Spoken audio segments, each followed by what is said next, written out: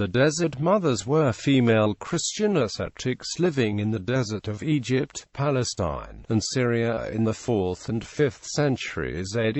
They typically lived in the monastic communities that began forming during that time, though sometimes they lived as hermits. Other women from that era who influenced the early ascetic and monastic tradition while living outside the desert are also described as desert mothers. The Desert Fathers are much more well known because most of the early lives of the saints were written by men for a male monastic audience. The occasional stories about the Desert Mothers come from the early Desert Fathers and the biographers. Many desert women had leadership roles within the Christian community. The Epithemata Patrum, or sayings of the Desert Fathers, includes 47 sayings that are actually attributed to the Desert Mothers. There are several chapters dedicated to the Desert Mothers in the Lausiac history by Palladius, who mentions 2,975 women living in the desert. Other sources include the various stories told over the years about the lives of saints of that era, traditionally called vitae. The lives of 12 female desert saints are described in Book 1 of Vitae Patrum. Notable examples: the Desert Mothers were known as Ammas, comparable to the Desert Fathers, due to the respect they earned as spiritual teachers and directors. One of the most well-known Desert Mothers was Amma Syncletica of Alexandria, who had 27 sayings attributed to her in the Sayings of the Desert Fathers. Two other Ammas, Theodora of Alexandria and Amma Sarah of the Desert, also had sayings in that book. Desert Mothers described in the Lausiac history include Melania the Elder, Melania the Younger, Olympias, St. Paula and her daughter Eustochium, and several women whom the author does not name. According to written accounts, Amma Syncletica might have born around 270 AD, since she is said to have lived to her 80s in about 350 AD, to wealthy parents in Alexandria, and was well educated, including an early study of the writings of Desert Father Evagrius Ponticus.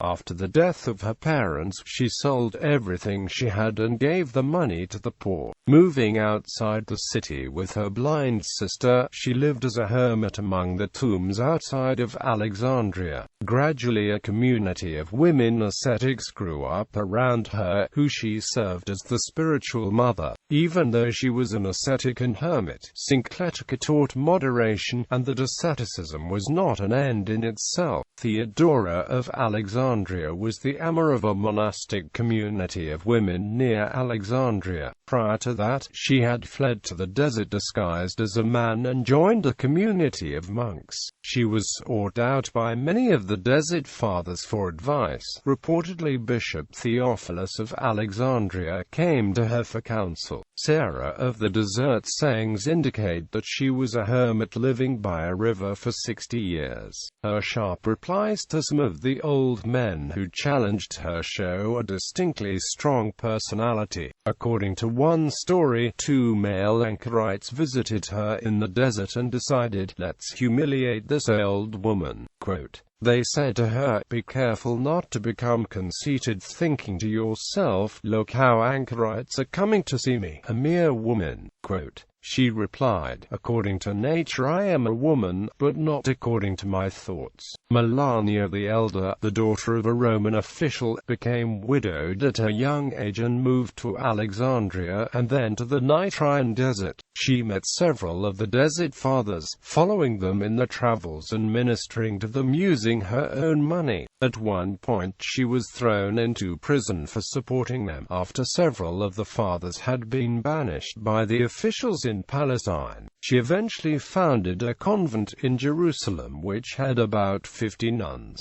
Her daughter, Melania the Younger, was married at the age of 13 and had 2 sons, both of whom died at a young age. When she was 20, she and her husband Pinianus renounced the world, both founding convents and monasteries. According to Avril Cameron, women were quite prominent in the desert tradition, even though early accounts often leave leave women nameless. In Cameron's opinion, there is no distinction between the men's wise sayings and that of Amasera and Amasinkesha. One text refers to Theodora, who had monks listening to her counsel and asking questions. Some women converted the houses into religious establishments, and the word gender mixed social, religious groups. Women could not obtain ordination as a deacon or a priest. Sayings. Amasera said, "If I prayed God that all people should approve of my conduct, I should find myself a penitent at the door of each one. But I shall rather pray that my heart may be pure toward all."